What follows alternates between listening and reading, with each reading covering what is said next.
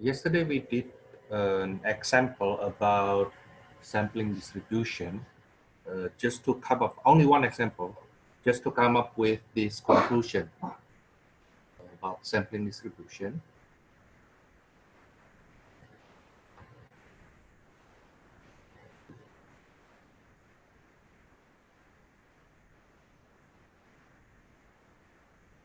It says that if X is distributed in a way that the mean is mu,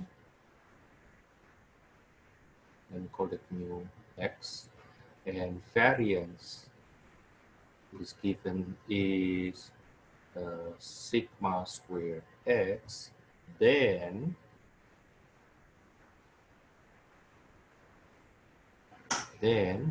the sampling distribution X bar N, the sampling distribution of size N will have the mean, which we denoted by mu X bar. The mean is the same to the mean of the underlying distribution, and the variance of that sampling distribution is denoted by sigma squared X bar. That's the original variance, the variance of the underlying distribution divided by N. So here's for example. For example, if I take a look on number 10 in our textbook, let's say X is distributed with mean equals to 64 and the variance, the variance is 18 squared. Maybe to be more precise, so the standard deviation is 18. That's the information given by our textbook. So what happened with the variance then? The variance of that distribution is 18 squared, is that right? Now then, the question is what happened with the sampling distribution of size 36 when n equals to 36. When n equals to 36, then the sampling distribution of size 36 will be distributed in a way that the mean is the same to the original mean. Okay, so I hope you see the difference between this guy. This is the mean of distribution of random variable X. This is the mean of the sampling distribution of size 36, just to emphasize that. So you have double subscript here. X bar as a subscript, and that 36 is the subscript of that X bar.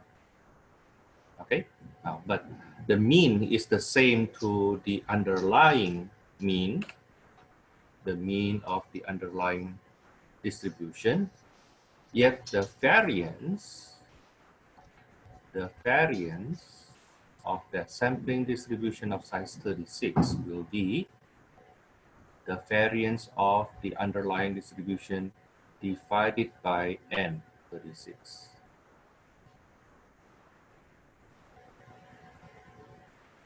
Now, of course, consequently, you will see the standard deviation of the sampling distribution of size 36 will then be the square root of whatever we have here. The square root of what we have there will be 18 over square root of 36, which is 18 over 6, which is 3. Okay, maybe I write it this way first. I may write it this way. So if the variance of the distribution is sigma squared subscript X, then the standard deviation will then be sigma X, right? Now then the standard deviation of the sampling distribution therefore will be the original standard deviation divided by square root of n. Okay, yeah, you do the square root from here. Okay, apply square root.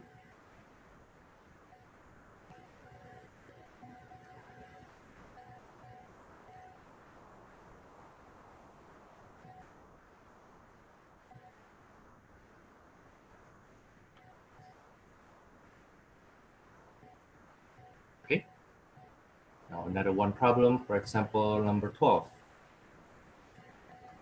Number 12, x is distributed in a way that the mean is 27, the standard deviation is 6. Now, what happened to a sampling distribution of size 15? Then the mean of that sampling distribution of size 15 is the same 27. Okay, yet the standard deviation of that sampling distribution of size 15 will be 6 over square root of 15. So Thomas, when do we use square root when we don't use square root? Well, we don't use square root, we just divide by the sampling size if we talk about the variance. If we talk about the variance, okay, the variance in the sampling distribution basically divided by the sampling size.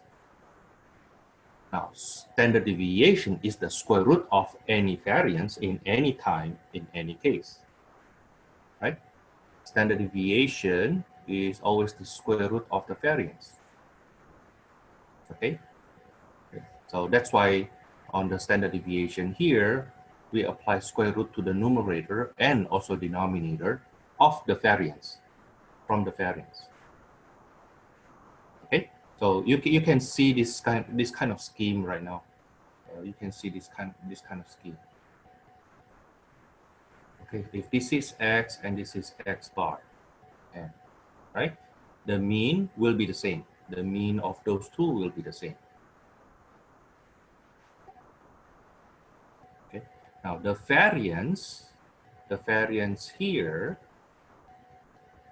okay, compared to the variance there.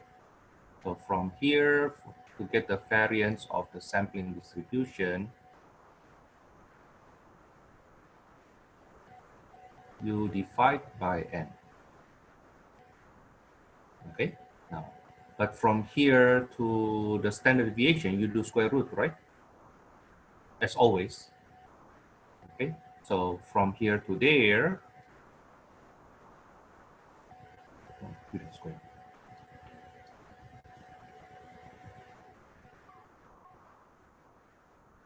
is the original standard deviation over square root of n. Okay, so either you do the square root first, and then okay, and then divide by square root of n, or you divide by n first and then you do square root. Either way.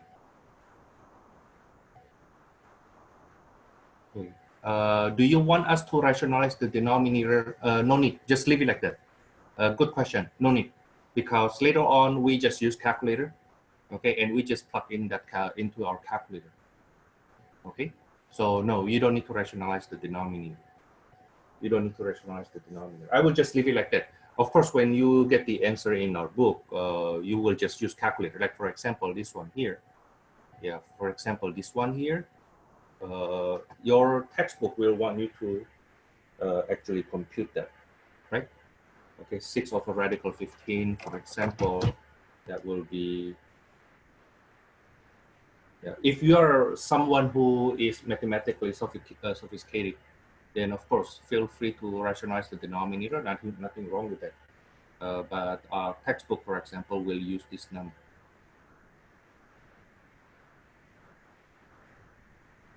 Okay, it may use that number.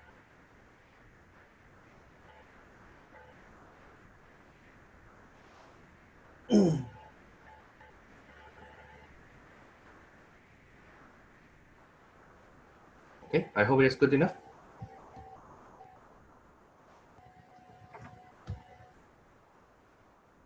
Okay, let's go on. Let's go on. Let's go on. Here's what we have in number 14, which I actually like a lot. Number 14, but I will summarize with what I have here. Can I code it? I don't know if I can code it. Yeah, I can code it. I guess I can.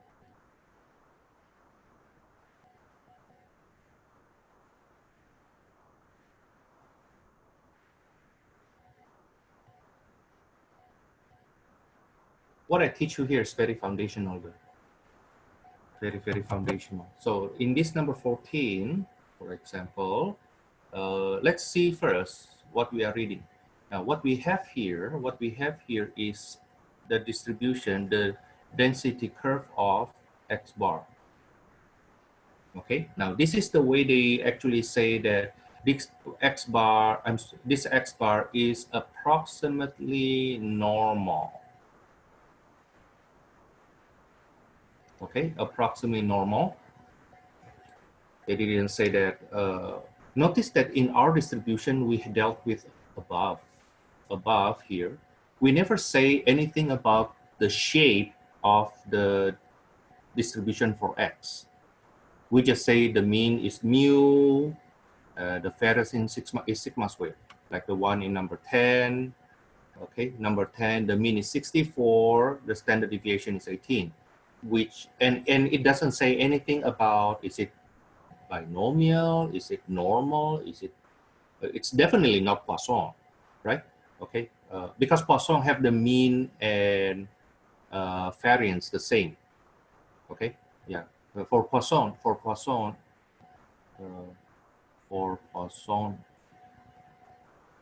distribution, the mean is equals to the variance. Okay, so if the mean is 64, then the variance is also 64, then the standard deviation is 8, which is not the case here. So it won't be Poisson. Well, but again, it doesn't say anything about this distribution. It may be binomial, maybe normal, maybe hypergeometric, whatever. Okay, and it could be just like any distribution that we never known before.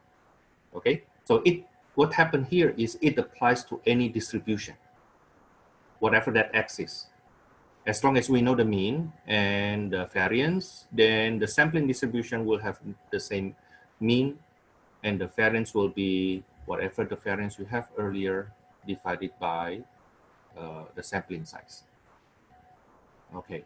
For a test, can we leave it as a fraction if not specified otherwise? Yes, you can. For Poisson, can we also distinguish if it's Poisson if we are given a type of rate? A type of rate, you mean like on average that's 3.2 potholes in 5 miles. You can actually see it that way too. Yeah, you can say it that way too for Poisson. Okay, for Poisson. I'm answering question from the group chat. For Poisson, yes, like in our examples, we are given 2.2 customers per minute. I prefer to say the following.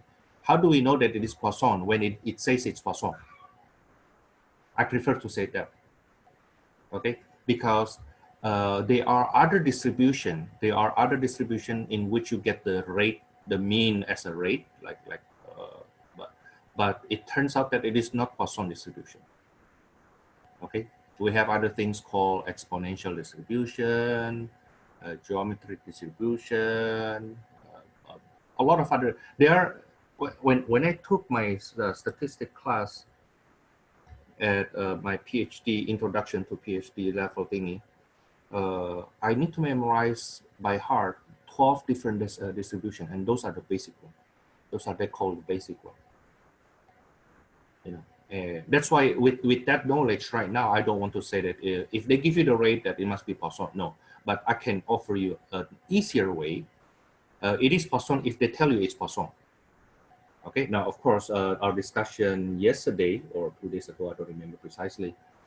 Yeah, 2 days ago, we know it's Poisson because we were dealing with a section with Poisson 6.3, right? Okay, but other than that, then I have to say it's Poisson. Okay. You didn't mention anything for question 2 on quiz 8-9, what distribution it was. And now, if I don't tell you, then it's not Poisson. Then you need to figure out what's that. Okay, so say, I only say that I have to say it if it is Poisson. If it is not Poisson, okay, if it is not Poisson, I don't mention anything, then you know it's not Poisson. Okay, and it could be hypergeometric, could be binomial. Okay, so for quiz 8-9, let me see what's the question. For quiz 8-9, number 2, Thomas, you didn't mention what type of distribution is that. Now, all of that sudden, you want me to say the distribution for everything. No, I only say for Poisson, I have to say it's Poisson.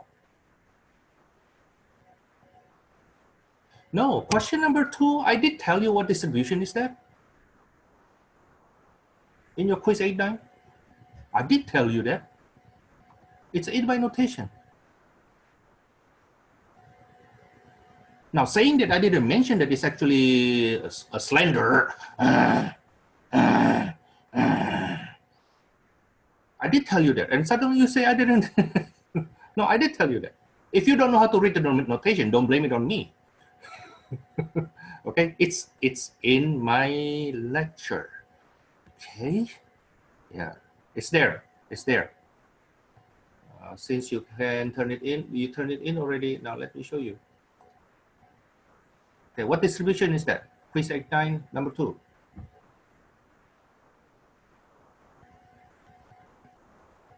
Did I tell you the distribution? Yeah, read the question, of course. Okay, yeah, it's there. It's there. But again, for the words, for the word problems, usually, if it not usually for the word problems, if it is Poisson, then I have to tell you explicitly it is Poisson.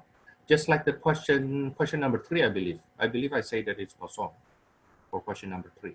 Okay. Now, so if I don't tell you what distribution it is, okay, for word problems, then you need to figure out yourself if it is hypergeometric or binomial. Okay, now lucky you that so far we only have 4 types of distribution so far. We have learned hypergeometric,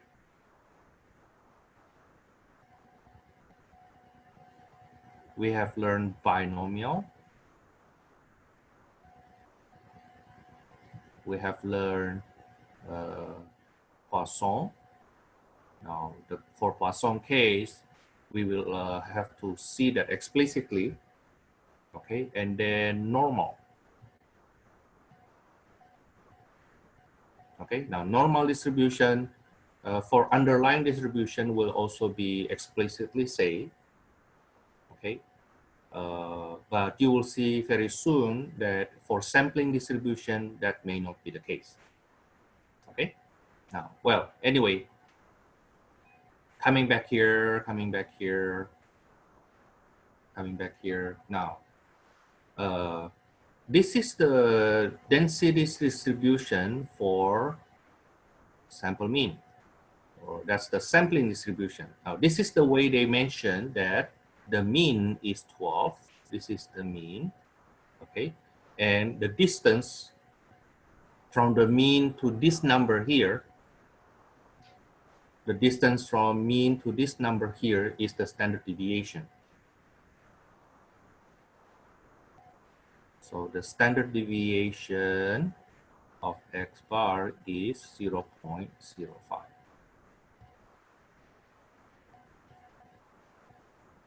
Okay. Now, It's actually, our textbook actually mentioned something that I didn't mention before, but I don't really think I need to mention it. That if you have a normal distribution, then the standard deviation, the distance to the standard deviation from here to here is actually from the peak point to the point of inflection. Now, what is point of inflection? That's the point where it changed from the curve that's facing down. The curve is facing down, becomes the curve facing up. Okay, so point of inflection is as the following.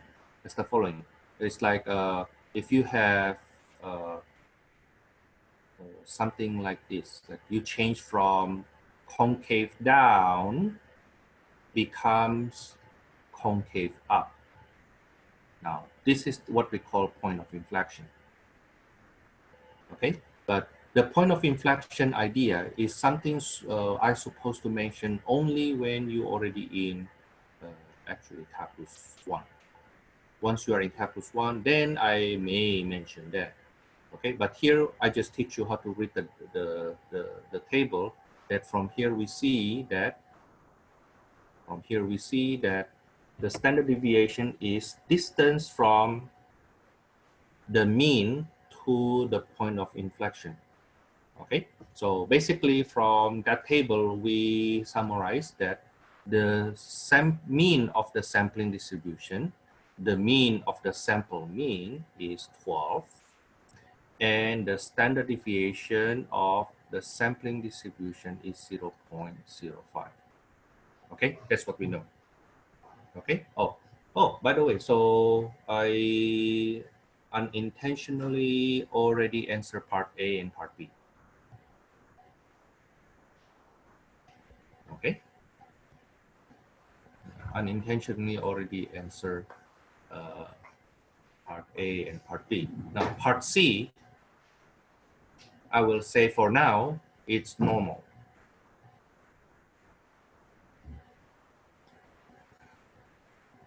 Part C, if the sampling size is 9, what is likely true about the shape of the population? I will answer it right now, normal first, okay? But I didn't tell you the reason for that yet, okay? And I'm interested in part D. If the sample size is n equals to 9, what is the standard deviation of the population from which the sample was drawn? So we have x, we have x bar. Okay, now suppose this is the size is 9. Now the mu of the sampling distribution is 12 according to what we saw there, and the standard deviation of the sampling distribution is 0.05. Now then, what happened with the mean of the original distribution? Now we know the mean of the original distribution must be the same to this, must be 12. Okay. I'm sorry, I should not use a square here. I should not use a square here. That little square actually changed the meaning. Okay, now, but at the same time, how about the standard deviation of the original distribution? That's the big question. Now, we know that the standard deviation of sampling distribution is the standard deviation of the original distribution divided by square root of n. That's what we know. Okay, that's what we know. We need to find this out. We need to find that out.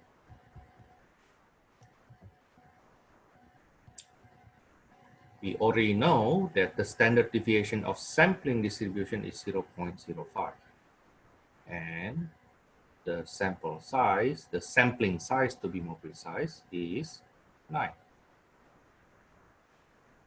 So the standard deviation of the original population will be 0.05 times 3, which is 0.15.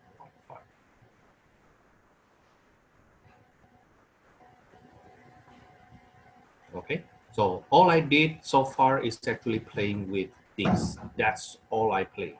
That's all I play with. Okay, that's all I did.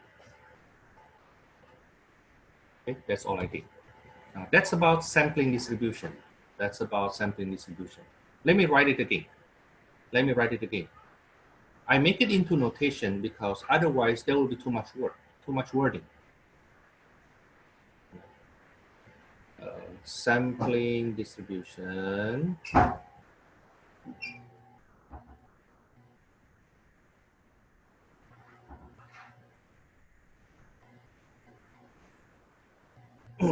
Sampling distribution. If your original distribution X is distributed with mean mu sub X and variance sigma squared X, then sampling from that population with size n will give us the mean equals to the original mean, the variance equals to the original variance divided by n. Now, of course, consequently, the standard deviation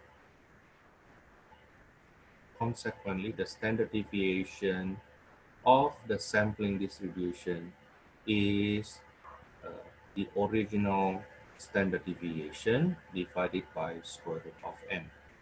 I square root the top and the bottom. Now, that's sampling distribution.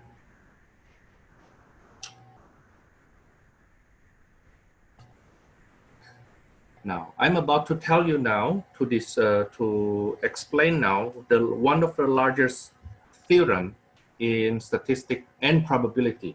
I should say this is the largest theorem, not only this is not just a big theorem. This is the most important theorem. You can say this is the most important theorem in probability and statistics. Something called central limit theorem. Central limit theorem.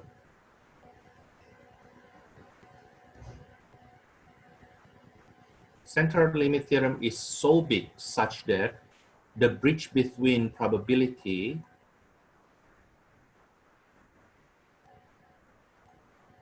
and statistics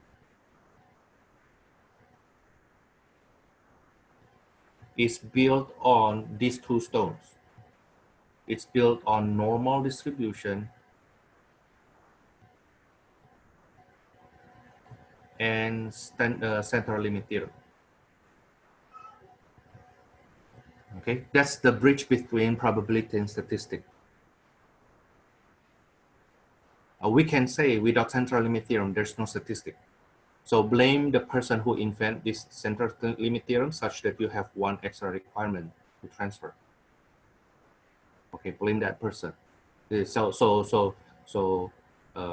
Because somebody discover central limit theorem.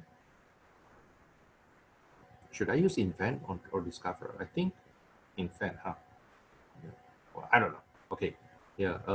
Since somebody formulated central limit theorem, then since then, life changes.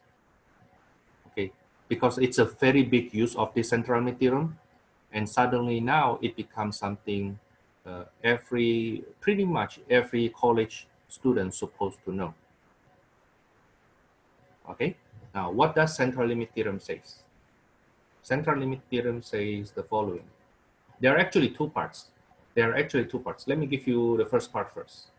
The second part is actually very, very similar. Okay, the first part says the following.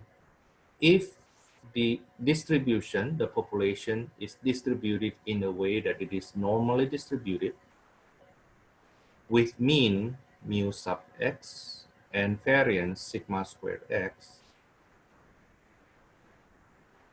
notice that the starting point of central limit theorem is extremely similar to what we have there.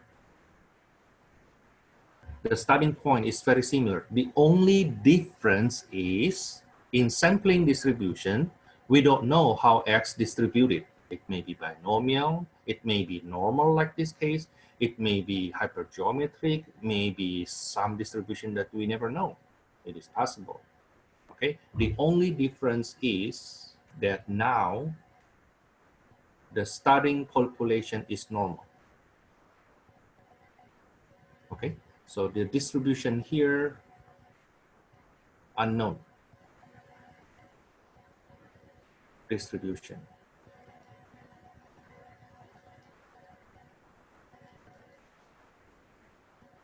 Now we know that it's normal.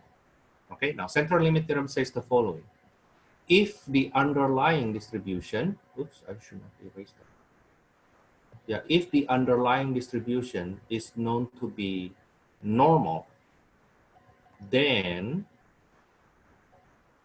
the sampling distribution of size n will also be normally distributed with mean the same to the original mean, and the variance is the same to the variance divided by n.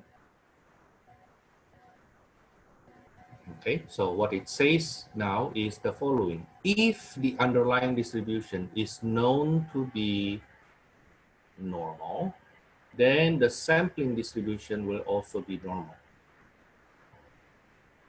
Okay. Notice that I emphasize the mean and variance so much earlier in the sampling distribution. Okay, I emphasize that so much. Okay, and we did that by some illustration yesterday, right? Okay, right now, the new information in central limit theorem is that once you know that the underlying distribution is normal, then the sampling distribution will also be normal. Okay, now leave some space there because I have the second part of that central limit theorem, but I don't want to do it now. I will do it later. Okay, I will do it later, but let me box this because this is super important. Let me box this. Super important.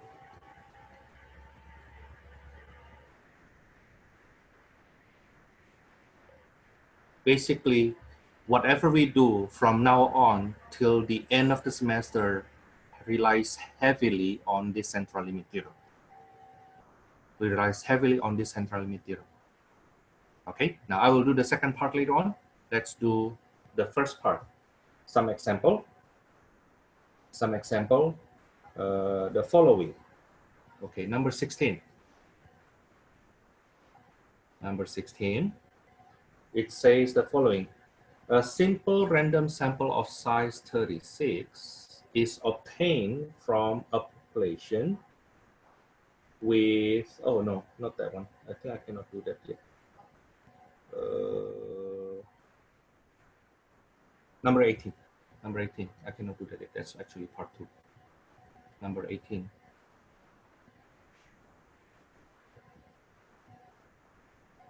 Number 18.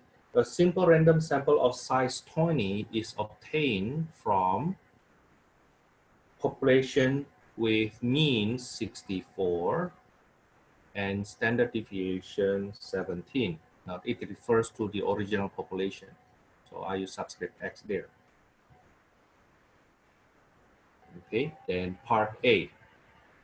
Part A, what must be true regarding the distribution of population in order to use the normal model to compute the probability of the sample mean? You know what? Let me quote that question from our textbook. I wonder if they even have the same question. Give me a second.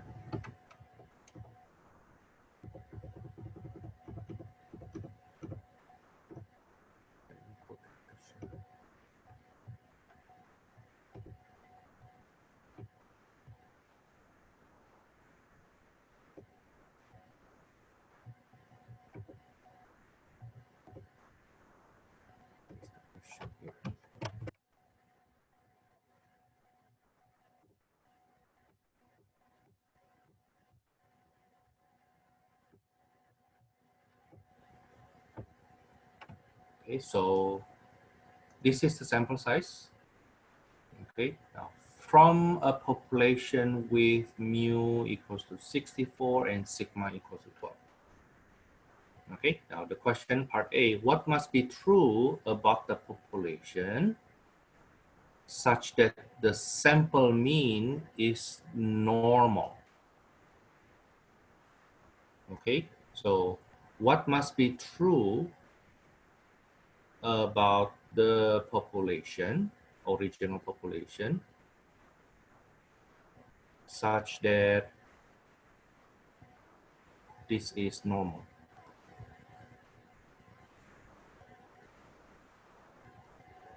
How should this X, the original population, be distributed?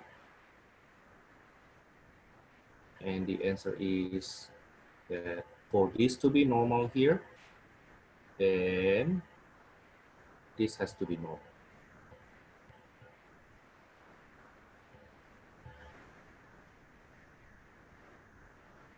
Okay, for that, for the sampling distribution to be normal, the underlying distribution has to be normal.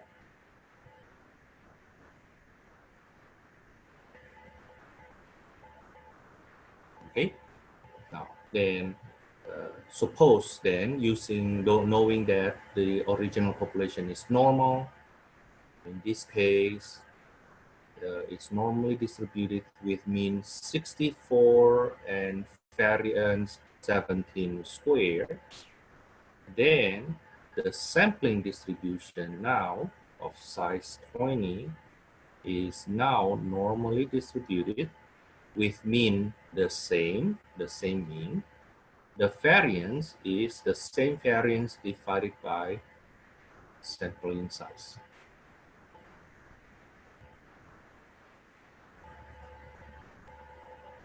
Now, notice that now this guy is normally distributed. Do you notice that?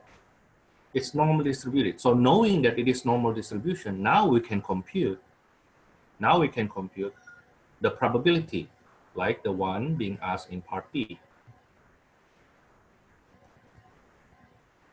Assuming that the requirement described in part A are satisfied, find the probability that X bar, I use subscript 20 here to clarify, is less than 67.3. How to compute this? Oh, but we know the distribution of this thing. The distribution of this thing is this guy. Okay, so now you deal with two different distributions though. The original population distribution, if you only pick one, if you randomly select one element, what's the probability that it is less than 67.3? If you pick only one element, then the question, then the statement will be X less than 67.3. That's if you pick only one element, okay? Now, but in part B, the question is, suppose we randomly select 20 elements from that population, what is the probability that the mean of that sample of size 20 is less than 67.3? Okay, and then this is normal CDF, negative E99 up to 67.3 comma, the mean is 64, the standard deviation is 17 over square root of 20.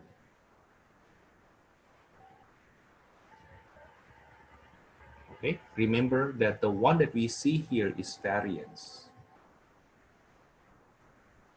while when you use your calculator, the number you see here is standard deviation.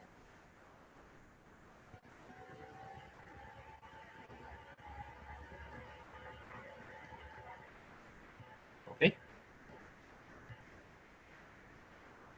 Now, then everything from there, you just use your calculator. And you can plug it in as is. You can plug it in as is. Let me show you my calculator.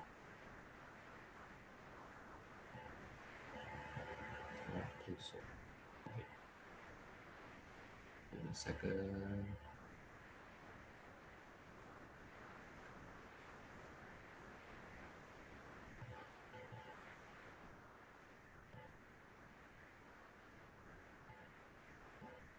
So let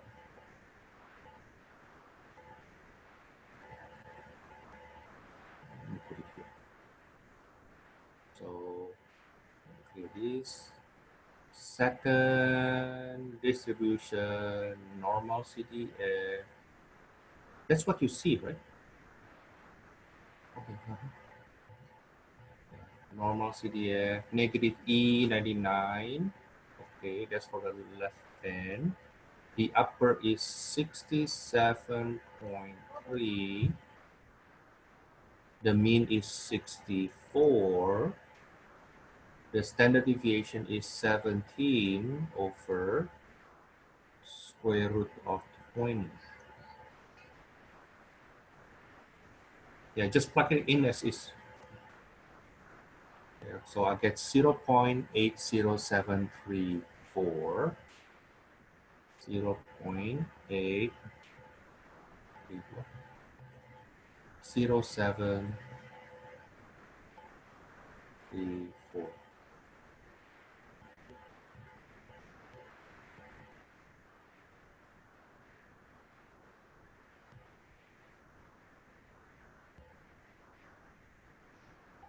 Okay, now how about part C? Can you do it yourself? Assuming that the requirement described in part A are satisfied, find the probability that X bar, to emphasize 20, is greater or equals to 65.2. You can do it yourself because we already know that the distribution of the sampling distribution, is normally distributed. Okay, you try to do it yourself. I do it too. Yeah, don't forget, you need to write the probability notation first though.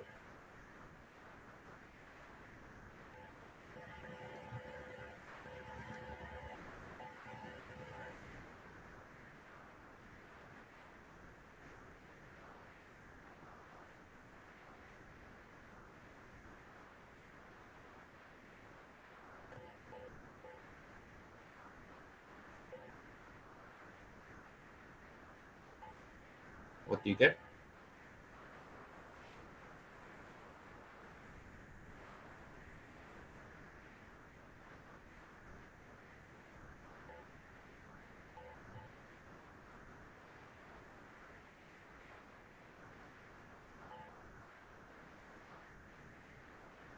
Notation first, that will be normal CDF 65.2, E99,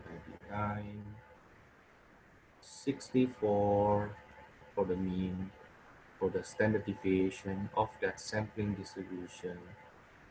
This, and I get 0.37612. Let me see my calculator. That's right, 0.76. I'm sorry, 0.37612.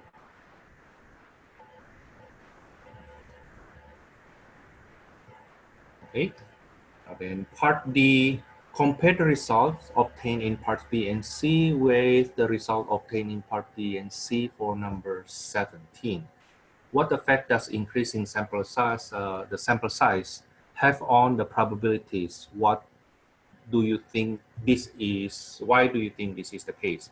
I will answer it later.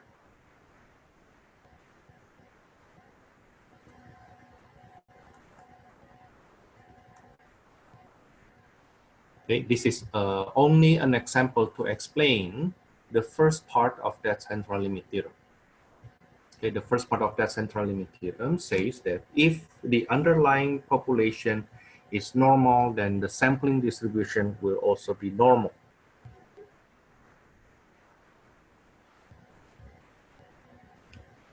The rest of the information we have here is not part of central limit theorem. I mean, that's part of central limit theorem, but that's something we get even before we have central limit theorem. Okay, this is something we know from sampling distribution. Okay, the blue part is the new stuff from central limit theorem. Okay, now what is the second part of central limit theorem? The second part of central limit theorem is the same to the first part, except that we have some modification.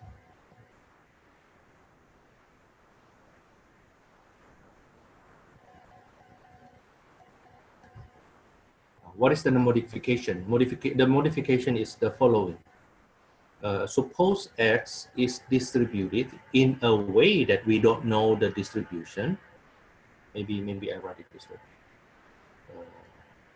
Maybe I write it this way. That the distribution is not known to be normal. Okay, suppose the distribution, we already know that X is distributed in the way that the mean is mu sub X and variance mu sigma squared X. That's all we know. Okay, so we go back to the situation of sampling distribution. Let's see, sampling distributions. The starting assumption is we only know the mean and the variance. So the same starting point. Okay, the same starting point. Now, the conclusion is the sampling distribution, strangely, will also be normally distributed with the same result we have in the first part.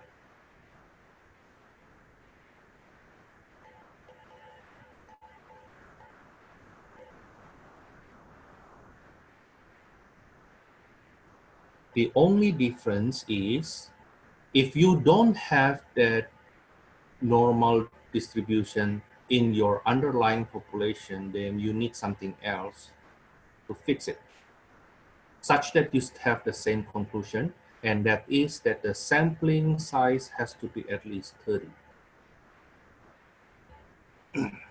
The sampling size has to be at least 30. Now, the larger the better. Okay, the larger the better. Of course, if you read your book, to be honest with you, I don't know if the book actually mentioned that, but sampling distribution will get closer and closer to become normal distribution as the sample size increases. For most distribution, for most underlying distribution, having sample size at least 30 will make the sampling distribution becomes normal. There are some rare case, very rare case, in which the requirement here is 300. But that's a very, very rare case, a very, very rare case, very rare case. Okay, so just put it this way, that right now we take it as a fact that even if the underlying distribution is not normal,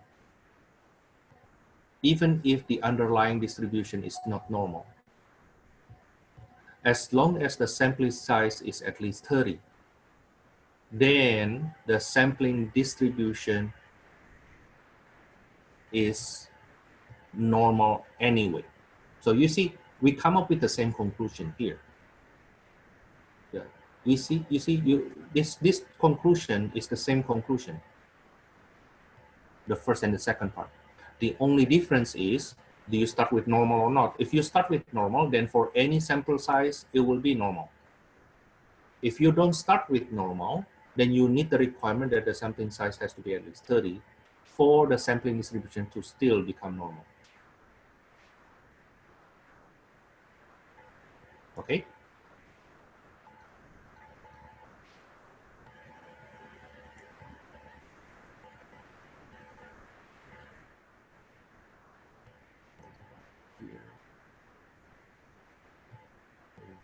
Here, we replace by this. Look at that. Now, in number 18, going back to this number 18, part A, notice that the sample size is less than 30 for number 18. The sample size is less than 30, such that for the sampling distribution to be normal, while the sample size is less than 30, then you require the underlying distribution to be normal because it's less than 30, right? Okay, now then how about number 16 earlier, the one that I canceled the original question. Number 16, give me a second, I should get a new chat coming in.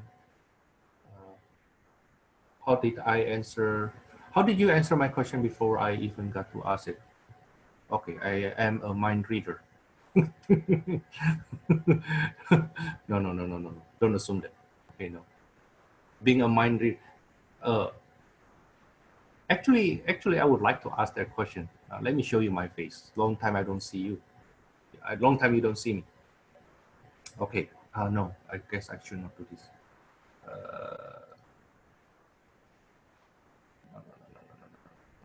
This is not what I want. This is not what I want. Yeah, that's okay. It's okay. A question that you may you may think it's actually beneficial. Okay. Do you think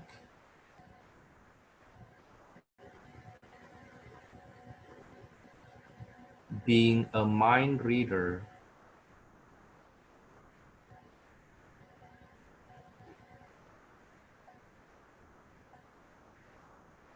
is beneficial?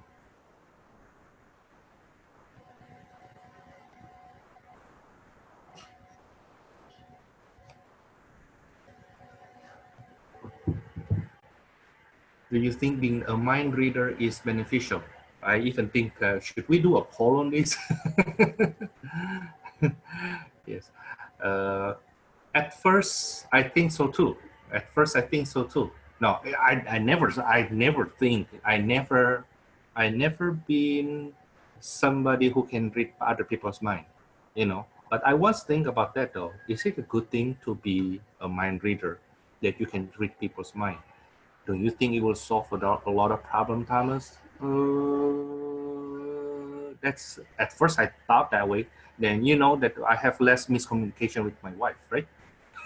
If I can read her mind, that would be so nice. Okay, and it is for some strange reason, that I don't know how to explain, that a lot of research did say that women, especially married women, can read her husband's mind better than her own husband, believe it or not. Okay, basically women, especially the married one, is a better mind reader compared to male. That one is a fact that I accept as a fact. Okay, now, but one thing though, while we may enjoy the benefit of being able to read somebody else's mind, you do not want other people to think that you can read their mind. That's actually the source of miscommunication. So imagine me and my wife, right? Imagine me and my wife. And I think part of the joy of getting married is there's always something new you can learn about your spouse, almost on daily basis. Yeah, actually last night we slept like around 3 o'clock in the morning because we have a big talk about should we send our son back to school. You know, because my son has been out of school. You can say he's a dropout right now since March, right? Okay, we still go online. He's not going online, and he's 3 years old. Okay, he's 3 years old. So supposed to go to school, and I purposely purchased this house 3 years ago for him to have easy access to school. My house is right next to a kindergarten, so I can jump the fence, and it's his kindergarten already. You know, okay. When we moved here, he was 6 months old. When he was like around a couple of months, he saw children next door actually so happy with their play in the yard, right? And it actually makes him wants to go to school. And yeah, we can tell right now that he misses the school. But the thing is it safe enough right now to bring him back to school? You know, so we have a very big talk yesterday. Not in sense of argument. We really share each other's mind, consideration, concern, and what should we do as parents for his growth, mental growth, his motoric scale, and how safe it is the school that we want to bring him back, because the kindergarten next to us is still closed. But there's a kindergarten actually only one block from here start to open, and we actually know that place is already have the, how to say that, they already have the prevention even before the lockdown. Like sometime in February, they already start requiring students to, they check the students when they came in. So I kind of like, we kind of believe this next block kindergarten, okay, but still we are not sure if the safety measure they put in place is enough for our child, or my Peter, okay, he's 3 years old. Okay, so now why then we have such a deep talk? Because I could not read her mind and she was not trying to read my mind.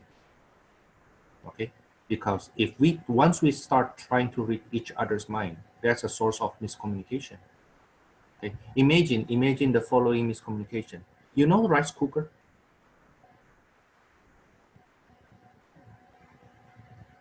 Rice cooker.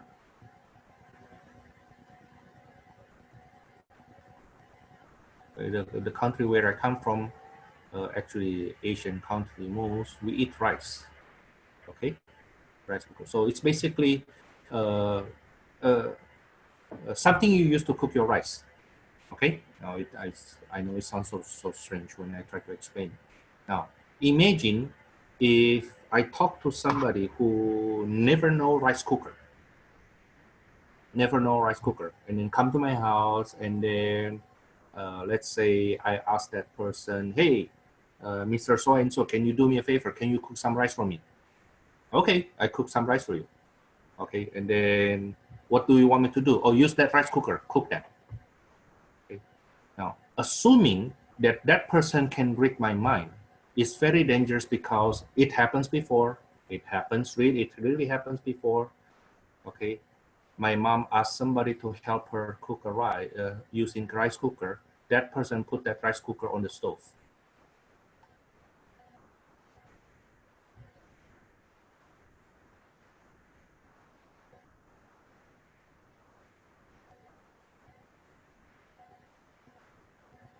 No, that's not how you use rice cooker, of course. Okay, so what happened was there's something burned in the kitchen at that time. Okay. It didn't happen to me, but it happened to somebody I knew. Okay, it's different culture. Okay, the person who had the host is an Asian family, and the person they asked to help cooking the rice is coming from a place that they don't eat rice. I mean, they eat rice, but they don't know how to cook it. So when you say, "Oh, use rice cooker," you know, so literally that person put rice cooker on the stove and cook the rice in rice cooker on the stove. Okay. You leave it for 10 minutes, nothing happened to the rice, but something happened to the rice cooker. It's burned. Okay. Why? Mind reading. Okay. Yeah, I assume too much from you. So that's the reason I want to mention this, though, is because, believe it or not, that's part of statistics. Our job to learn statistics is not assuming too much from the reader, okay? And we take it as our burden. I'm saying that as a if you learn statistics, okay, that you are able to explain the situation without assuming too much from the reader or from the listener, okay? So we take it to be our burden to make it clear for our listener or for our reader. Okay. Now, using this second part of central limit theorem, let's take a look on number. You know what? I go ahead with number 20. I go ahead with number 20. Let me put the question on number 20.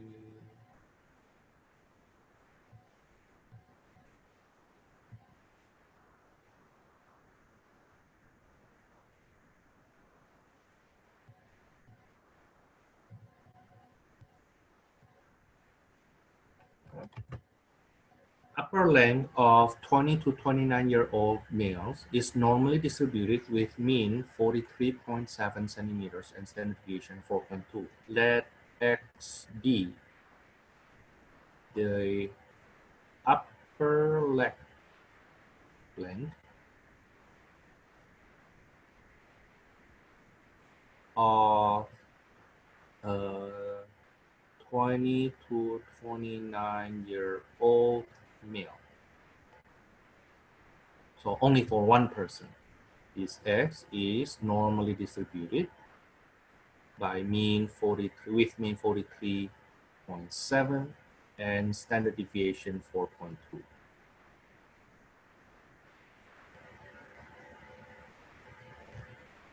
Part A.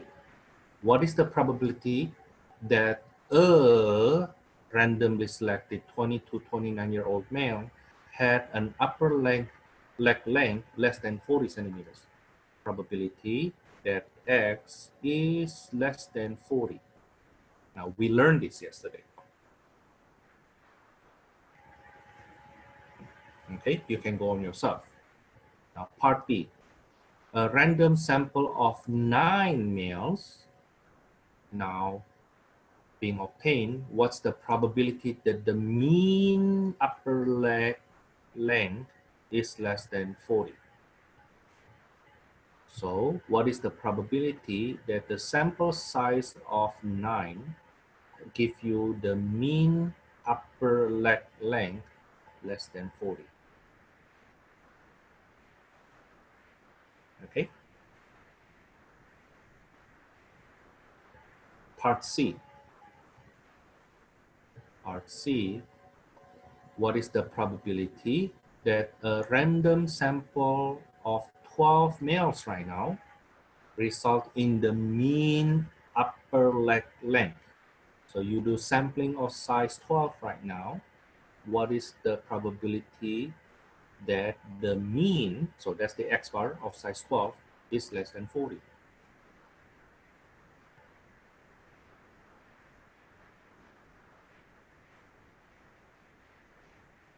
Okay, that's for number 20. Together with your break, let me ask you to do that problem. Together with your break, let me ask you to do that problem. We come back at 9:20.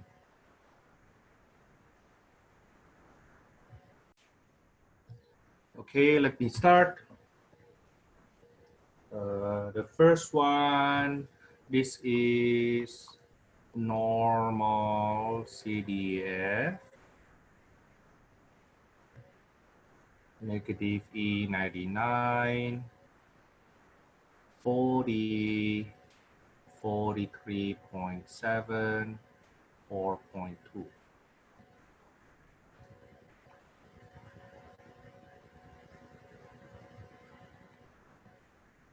And then that's equals to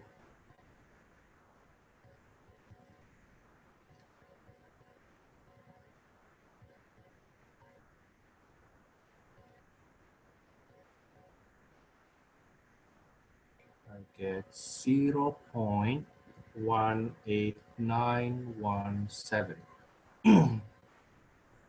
For part B, the probability that the mean upper leg length of 9 males in that age range is I copy paste my calculator. This time my 4.2 here divided by square root of 9, which we know it's 3, right?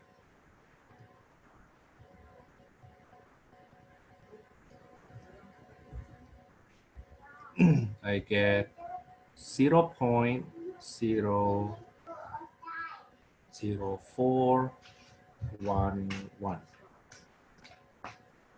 Now part C, what is the probability that the mean upper leg length of 12 randomly selected male is less than 40? Then I copy paste again.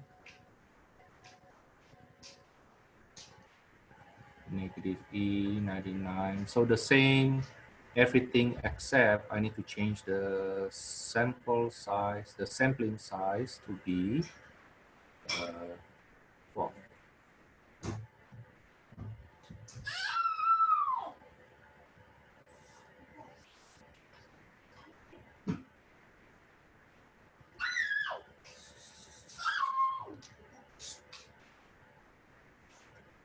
I get 0.00114.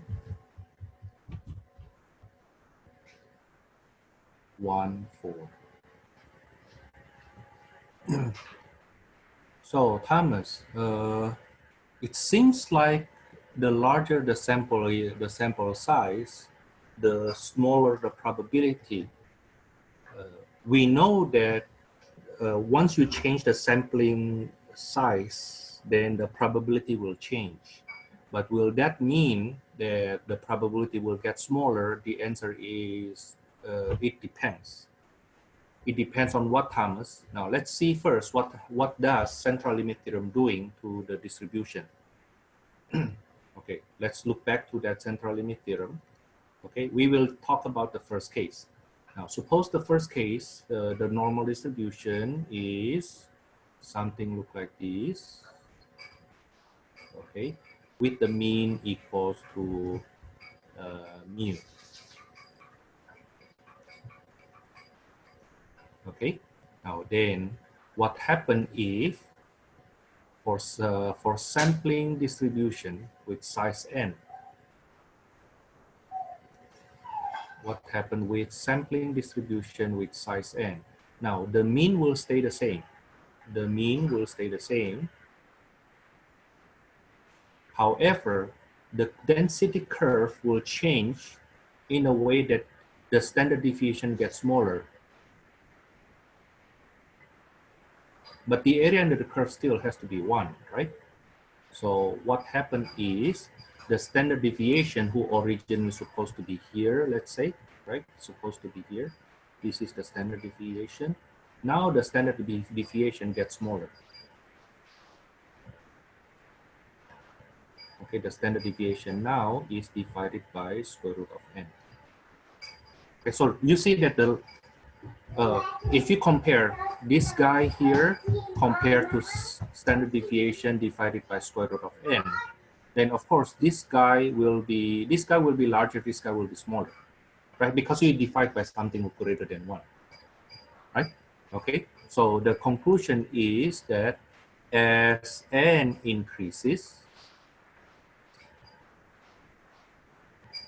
the standard deviation decreases. Then what happened with the curve? It gets skinnier. Now, the phenomena we saw earlier, here, notice that 40 is below the mean. Okay, let me use another color. Let's say this is 40. Okay, it is below the mean. Now, if I use the same 40 here, now notice that the area here is smaller. Why? Because the area, which implies the probability, gets more and more concentrated or closer to the mean. In other words, the reason that the area here gets smaller is because this region here that region there does not include the mean. That's why the area gets smaller. Okay, so if the event you are trying to get the probability on includes the mean, then the area will get larger. Okay, the area will get larger. So let's say I want to do between 40 to 60. Let's say I have 60 here. Let's say I have 60 here. I have 60 here. Okay. Now the area under the curve here will be less than the area under the curve here, because what happened is more area get skinnier. You basically squeeze it such that the area in the middle gets larger. Okay, if it includes the mean. If the event you are talking about, we deal with, does not include the mean, like the case that we had earlier, number 20, okay, because it does not include the mean, then the larger the sample size, the smaller the probability be. Okay, let me erase this.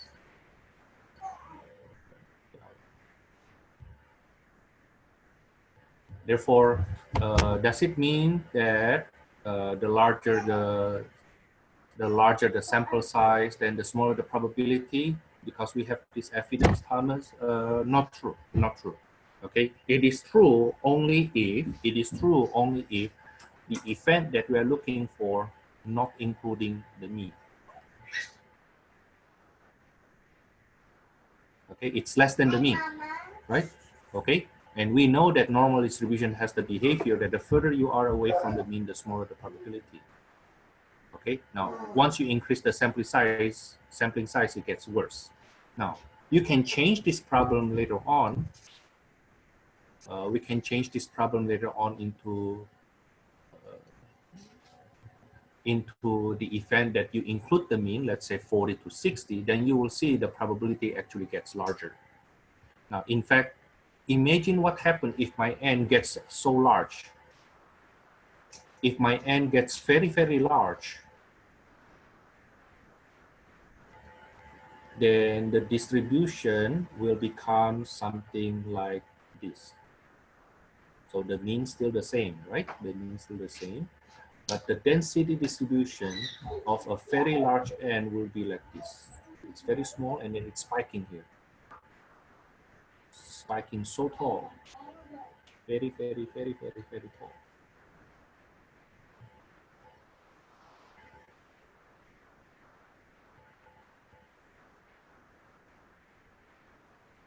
You can say it's like that. Okay.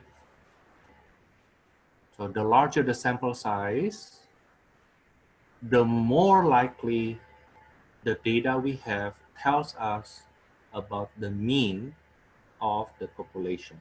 Now we will use that later on in chapter 9. Okay, but at least through this phenomena, we learn one thing, which in my opinion is very important. We learn one thing, the following. Note, if somebody tell you the mu is 3.4 and somebody else tells you the X bar, the sampling of 30 people is 3.2, which number you use? If somebody say, Thomas, the population mean of all students GPA at West LA College is 3.4, and somebody else say that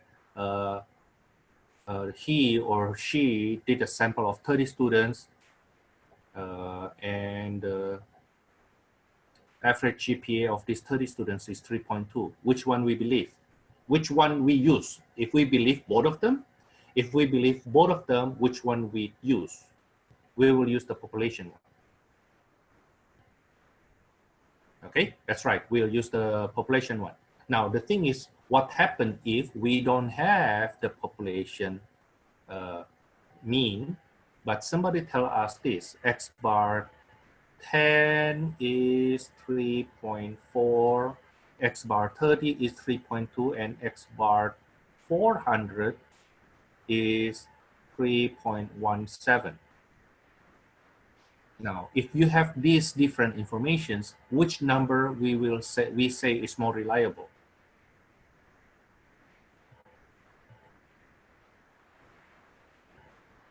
(3.17). Now, the reason is the sample size. Okay, the larger the sample size for the mean, okay, the larger the sample size for the mean, then the smaller the standard deviation according to central limit theorem. Therefore, more likely this number is more accurate. Okay, more likely this number is more accurate in estimating the mu. Why, Thomas? Because the standard deviation for this will be something over square root of 400, while the standard deviation for this will be something over square root of 10 only. So the standard deviation, let's say the standard deviation is 0.1, right? Okay, the 0.1 standard deviation in the population will be divided by square root of 10, and this one here will be divided by square root of 400. Yeah, so you see that the standard deviation here, the later part is a lot smaller. Therefore, less likely to deviate from the mean that we get. Yes, that's right, because of the greater sampling size. Okay, but what I try to explain is why does greater sampling size make it more reliable? It's because of the sampling standard deviation, which we call standard error. I think, oh, I forgot to mention that. We call this standard error. Instead of regular standard deviation, we also call that standard error. That's the standard deviation of sampling distribution. Yeah, that's because the larger the sample size, the sampling distribution, sampling error will get smaller.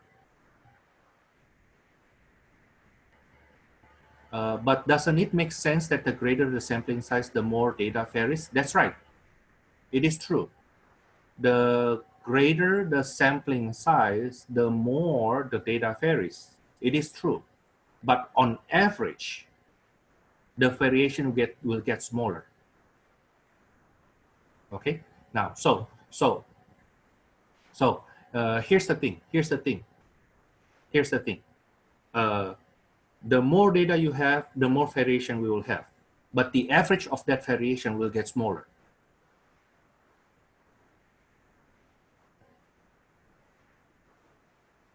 If you just add the variation, of course the variation will increase because you keep on adding a positive number, right? Okay, yeah. So here's the thing. You are talking about the variation. I'm talking about the average of the variation. Okay, so suppose we get 3 people, maybe 4 people, and the scores are 50, 60, and 70. Okay, the average is 60 from here. Okay, and the variation, this is not the correct number, but let's say from what our visual here, I don't want to call that standard deviation. I don't want to call that variance. Let me just call that the variation, quote unquote. The variation from the mean is 10. Is it right? Okay, now what happens if I have another number, 50, 60, 70, 80? Okay, now the mean is 65, right? I hope you can see that. That's the mean. Okay, yeah. Now the variation, total variation, I use quote unquote because that's the true number. In the first one, the total variation is 10, but the average variation is 5. Actually, I should say 10 plus 10 divided by 2, that's 10. That's still 10. 10 plus 10 over 2, That's still 10. Now, how about the one here? The variation is 5 and 15. This is 5 and then 15. Okay. Now, if you add all of them and then divide it by 4, what you get? The variations are, I'm not talking about variance, okay? The variation are 5 and 5 and 15 and 15. The average variation, so this is the variation. The average variation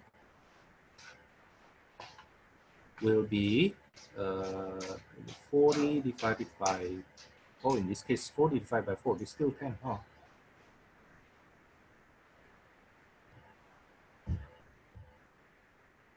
But the thing is, like, you see, it has something to do with the square, though. It has something to do with the square thing. Subtracted by the average squared, whatever, blah, blah, blah. I happen to use a wrong illustration. I guess the number's not nice. The number's not nice. But it changed this 70. Change this 70 becomes 75 then. And this 55 becomes 50 becomes 55.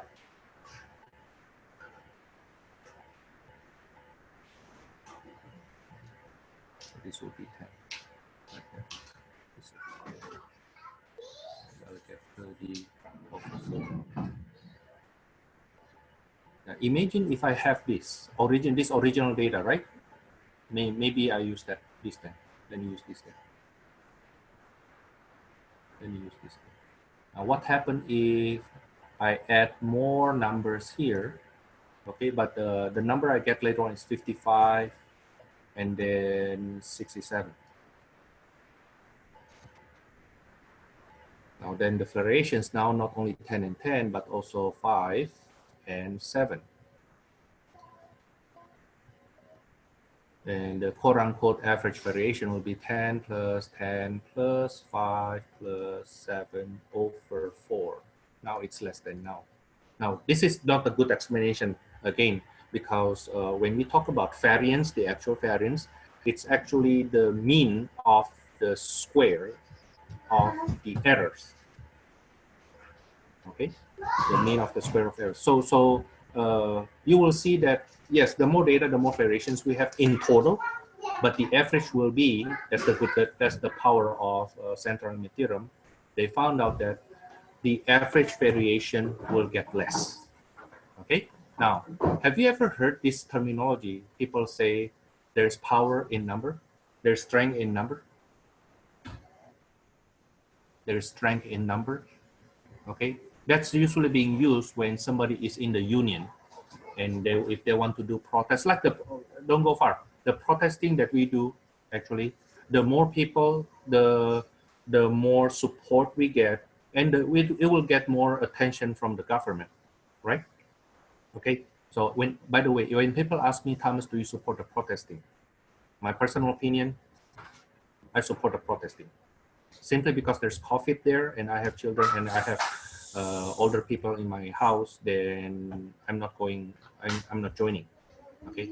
But I do not support the rioting. I do not support the looting. That's me though, okay? You may have different opinion and don't worry about it. I read this in the morning and I like the way it is being phrased about free speech. About free speech. I'm sorry, I know some of you say that you don't like to talk about politics, and I have to admit that free speech can be seen as part of politics. You are the true defender of free speech, the First Amendment, part of the First Amendment, not because you support people who say things you agree. But the true test of free speech, the support for free speech, is when you can protect those people those people, right, whose speech is different from your opinion, then you are defender of free speech. Even if that person have different opinion than you, okay, you still give that person right for speech. Now, there's a fact, a consequence of this that I don't really like, but I have to, we have to accept that as the law of the land. I'm sorry if that's something you don't like. That's something I don't like too. Okay, please don't blame me for telling you this. But hate speech, by the way, hate speech, believe it or not, is protected under free speech. I don't like that though. I don't like that.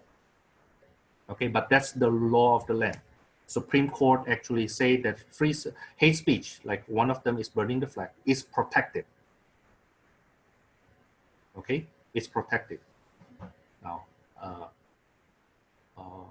I don't like that opinion. Okay, but that's the law of the land. I hate it.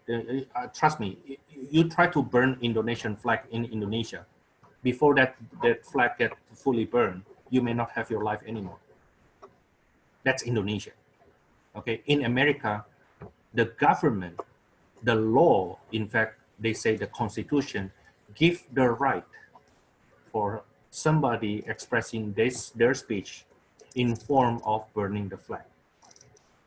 Again, it's not something I like, okay, but that's the ruling. Okay, well, anyway, that's about free speech. Now, going back to that protesting, right?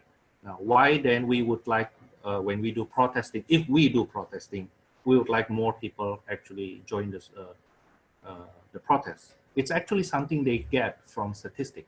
Okay, that's actually something they get from statistic. The phrase "their strength in number" actually coming from this central limit theorem. Unbelievable, huh? Okay, unbelievable. So the more people that you get in your, you can get in support to support your opinion, the stronger your opinion is. Okay. Now it doesn't mean that opinion to be true though. Okay. It simply means it gets more support, and therefore, on average, it's more accurate. Okay. But doesn't mean it is the accurate one. No, it's more accurate, but it doesn't mean that's the accurate one. No. When we talk about statistics, we cannot really predict the mean. We cannot really predict the mean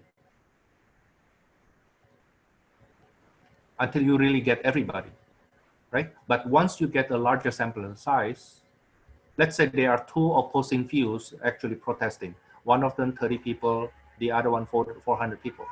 Then what do you think when you go there, right? How do you behave? Yeah, you better know. Okay.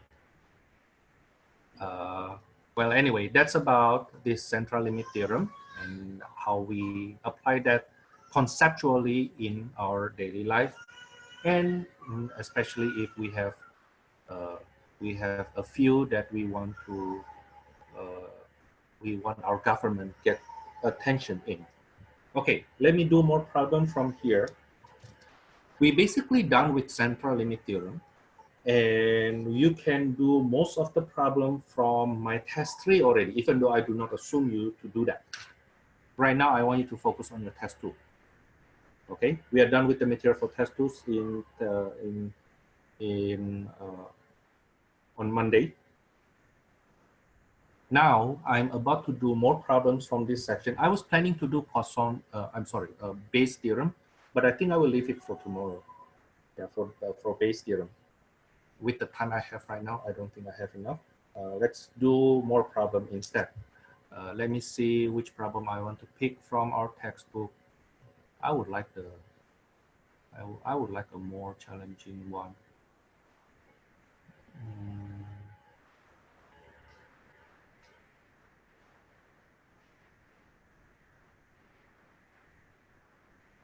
Maybe number 24. Winning poker.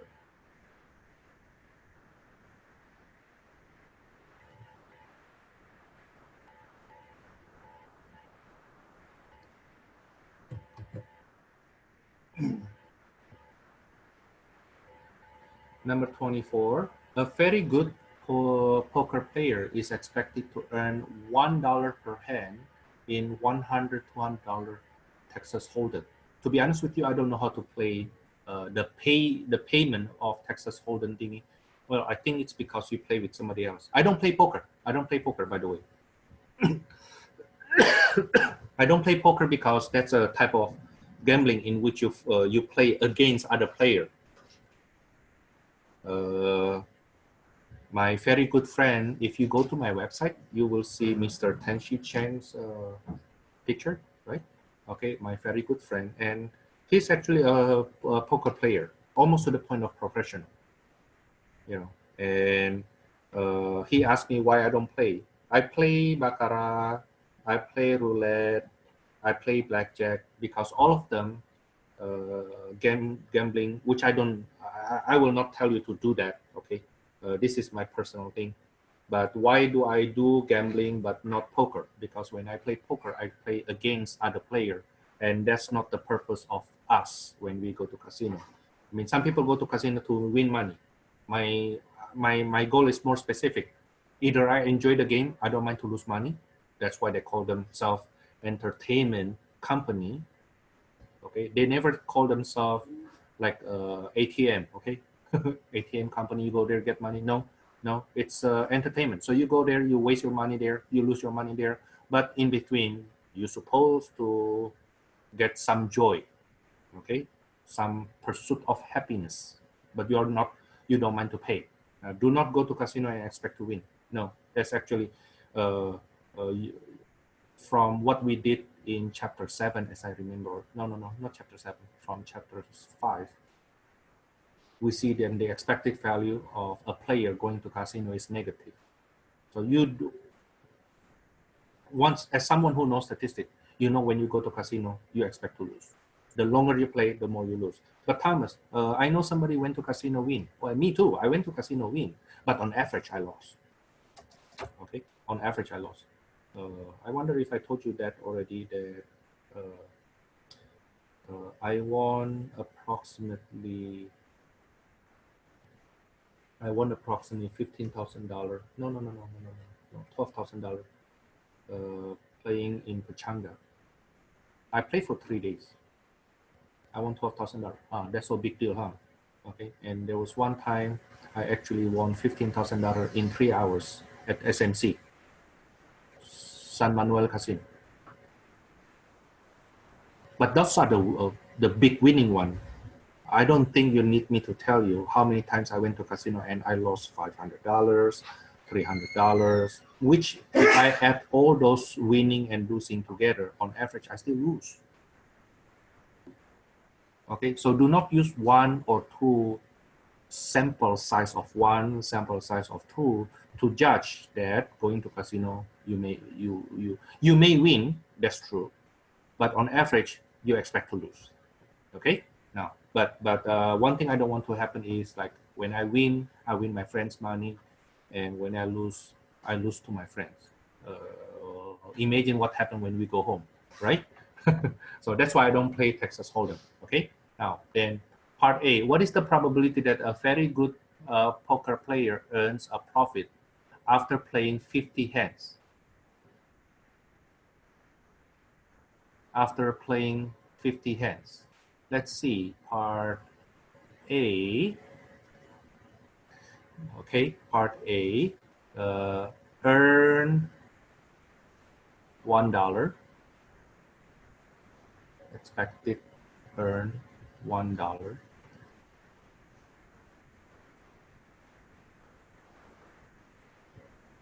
That's the mu, huh? Okay, that's the mu. And the standard deviation is approximately 32. Now then part A. Okay, what is the probability that a very good poker player earn a profit? Profit is greater than 0, earn a profit, if after playing 50 hands. After playing 50 hands. So imagine this, that now if you played 50 hands, the average is greater than 0, right? For you to make profit, then the average profit per game will also be greater than 0. Okay, so that will be suddenly becomes normal CDF 0 E99. The mean is 1. The standard deviation is 32 over square root of 50.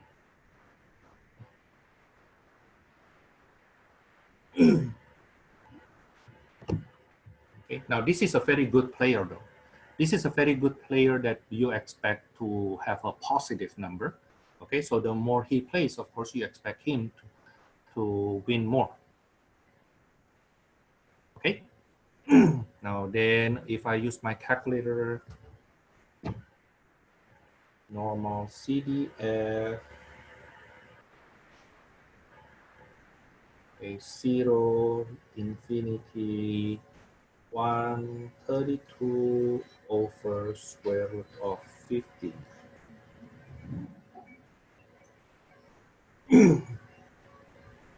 I get 0.58744. So is it a big probability?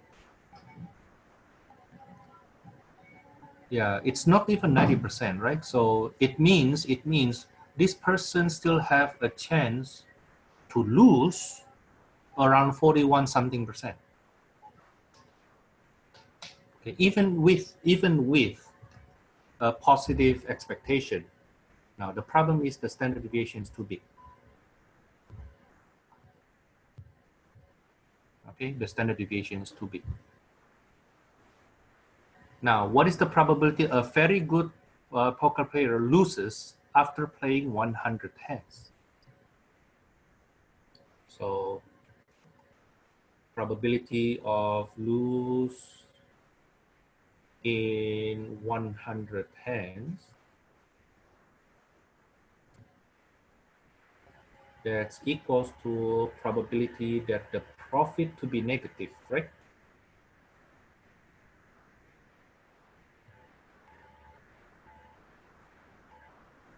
Is greater than 50% considered a good gambling odd? Actually, it's not only the odds. It's not only the odds. It's more about the expected value. So you will see that you can increase the probability for you to win, but if the expected value is negative, it's still bad. It's still bad. Okay, and I actually learned it firsthand when I play roulette. Okay, now I want to answer Robert's question after this. Let me finish this first. Okay, for you to lose in 100 hands, basically the total profit is negative, which means the average profit. I don't want to use this notation. My bad. So let X be the profit. Let X be the profit. Then X bar will be the average profit.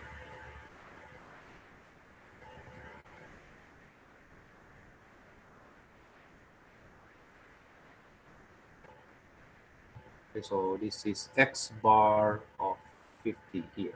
Now, if the profit is less than 0, it means the average profit will be less than 0. Is that right? It's already 0, so you divide by 100 is still 0. Okay, that's still 0. So this is the normal CDF. Normal CDF of negative E99, 0, 1, 32 over square root of 100.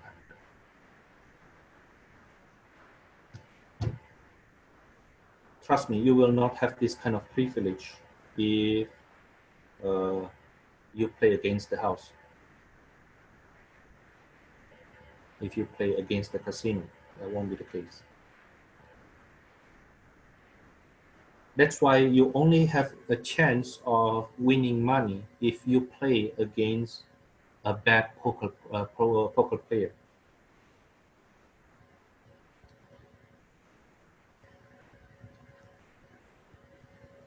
I get 0.37733.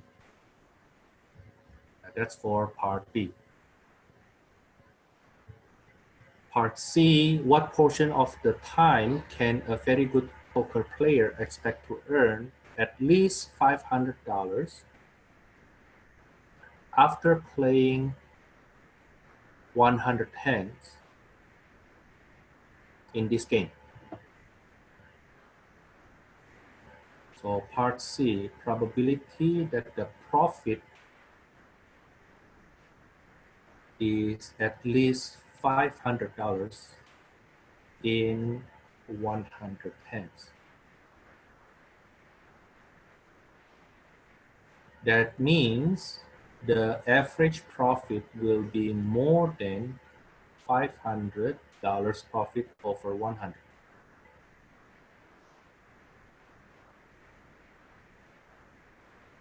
That is equal to probability that X bar is greater or equals to 5. That's normal CDF 5 E99 1 32 over square root of 100. I think you will get 0 here. No, not 0. I'm sorry. That's not 0. I tried to estimate it, but the standard deviation still 3.2. Only 3.2. The standard error only 3.2.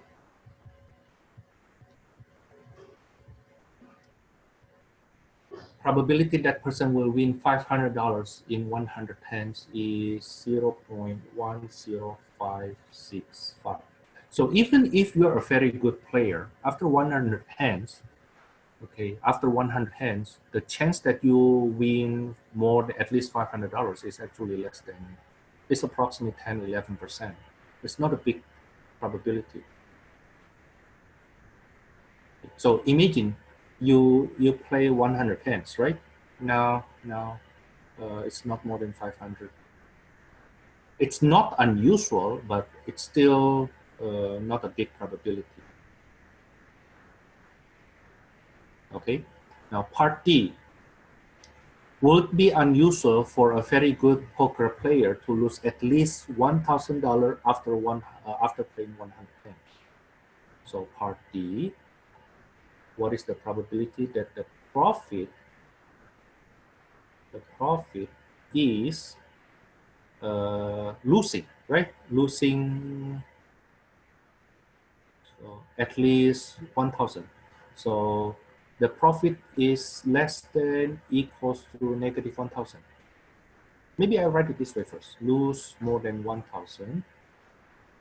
Lose more than 1,000 is the same to say, if we look at the profit is less than equals to negative 1,000. Is it right?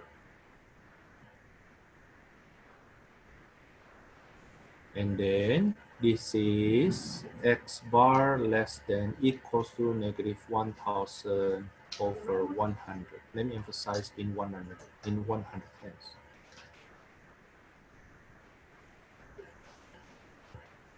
So the probability that the average profit per hand is less than negative 10, or average loss per hand is more than 10. And this will be normal CDF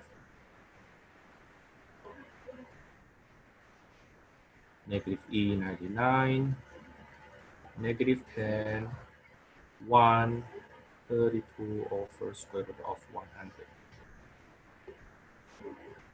Yeah, I think the probability here will be super small.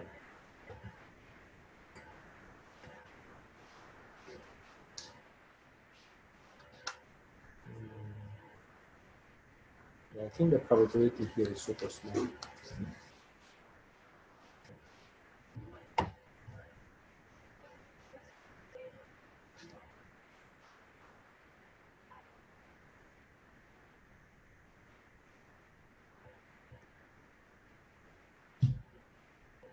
Well, it turns out not so very, very small, 0.00029. I get 2.93604 times, on my calculator, e to the negative 4. E negative 4. Now, this is the scientific notation for 2.93604 times 10 to the negative 4, which means the 2 is on the 4th decimal place. Yeah. So it's small, but not super small. Super small is basically near 0. Okay, that's for part D. Part E. Oh, I get a chat message coming in. What notation you would like us to use? Decimal. Don't use scientific notation because we round it to 5 decimal places anyway.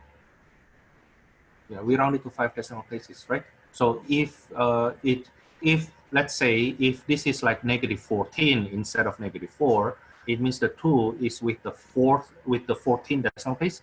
Then you will write, in case of 2 point blah blah blah blah times 10 to the negative 14, then you will write 0.00000. Just write it that way, okay? Or I won't mind you to write that 0. But write this first. Write this first. So you are basically saying, by writing that, you are saying that if I round it to 5 decimal places, it seems to be 0. Okay, but 0 probability, it doesn't mean it's impossible. No. 0 probability doesn't mean impossible. 0 probability means the probability is so small, but still possible. Okay, it's still possible. It's just like a lot of other possible outcomes, such that for this one particular outcomes, the probability is near 0, or when we round it, it becomes 0, but doesn't mean it is 0. Okay.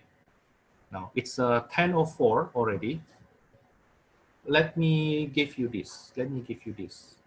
To answer our friend's question. Okay. Question.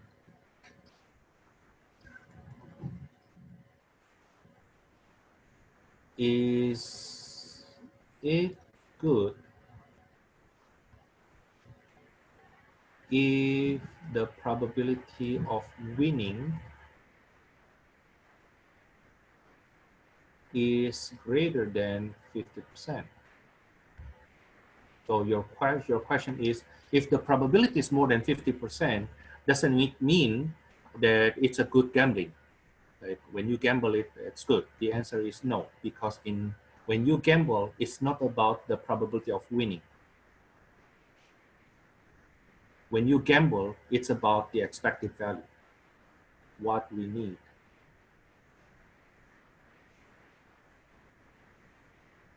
Is a positive expected value, positive expected winning. Having a greater than 50% chance to win does not mean you will have a positive expected winning. Now, I give you this illustration.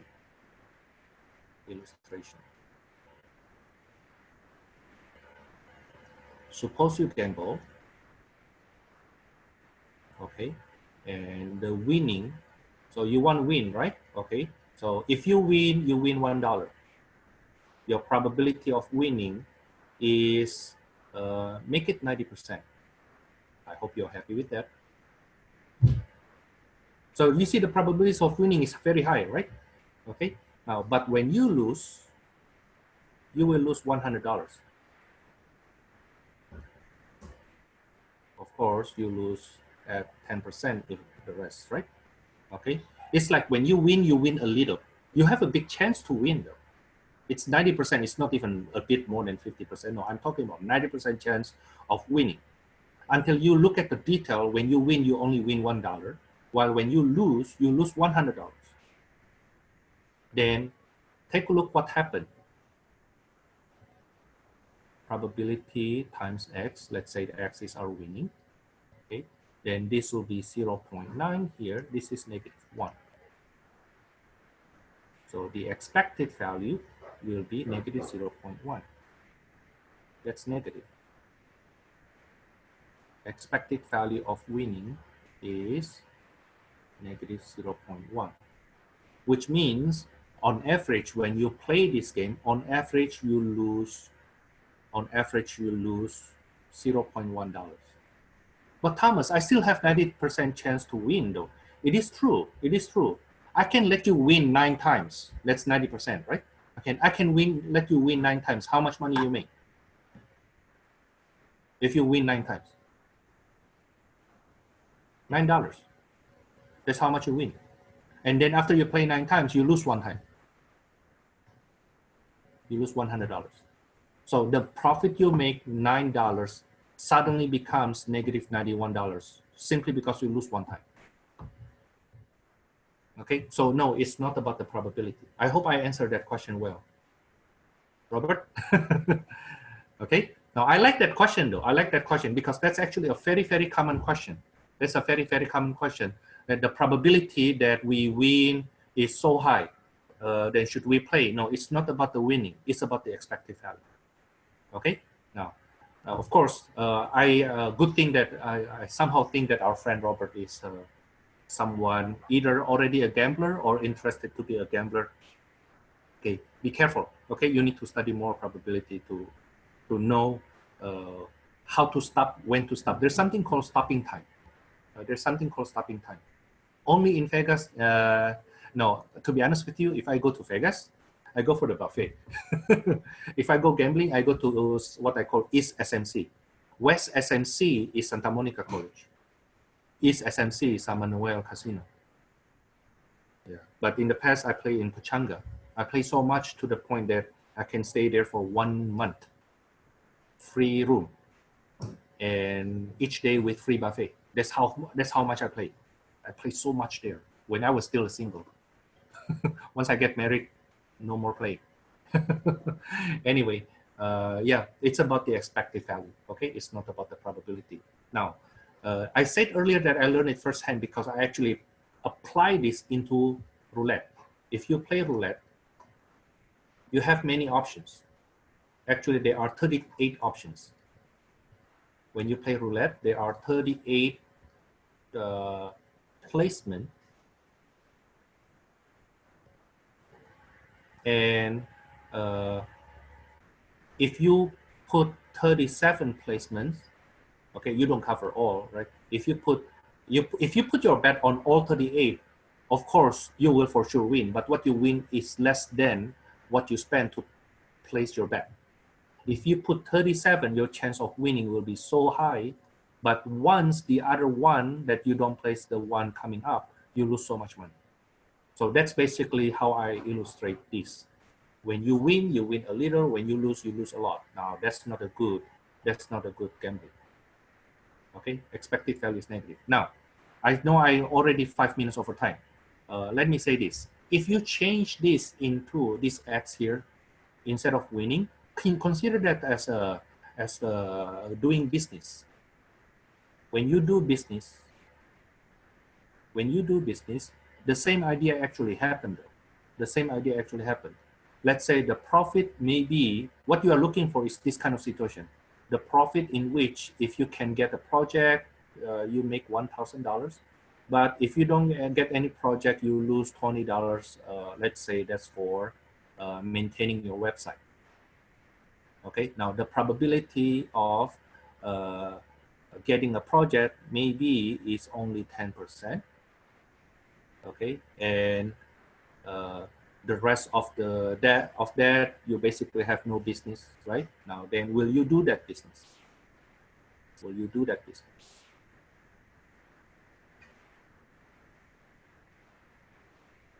The expected value is still $82. Will you do that business? I will do it. Why? I just need one. I just need one profit I just need one profit, one project to cover whatever I lost for that year, right?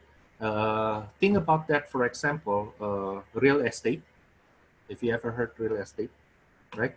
So a lot of people around 10 years ago, they suddenly get their real estate license to sell house. Okay. Now think about this. Okay. The chance that they sell a lot of houses on daily basis, sell any house on daily basis is actually super small. It's actually super small.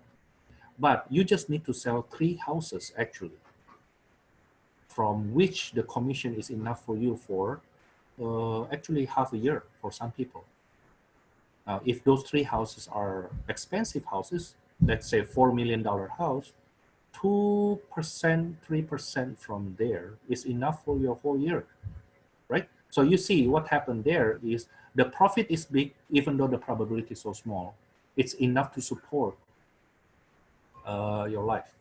Okay, so we are actually looking for this kind of business model. Of course, you can also find the profit of very small, but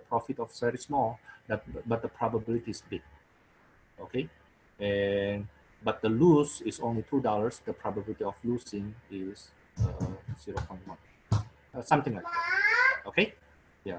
Let me stop here. I talk too much into gambling, but I hope at the same time you see this into how we apply that into our real life and making decision. Okay, in making decision. Okay, whatever you do, there must be a risk of losing. Something goes wrong. Okay, that's pretty sure. Okay, but then how do we know that we still do it? Are you willing to take the risk? Now that's where you compute the standard deviation. Okay, let me stop here.